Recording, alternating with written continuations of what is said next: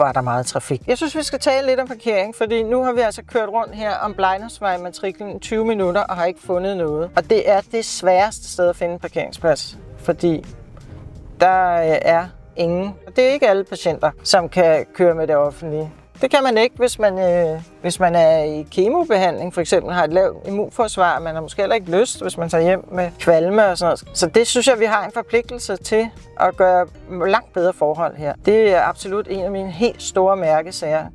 Det er også landets hospital, så der er også borgere fra andre dele af landet, som er nødt til at køre langt, fordi de skal møde herinde eller skal besøge nogen, som er indlagt kritisk syge. Det er altså ikke der, man har lyst til at bruge sin energi på at ligge og finde parkeringspladser. Og der er muligheder.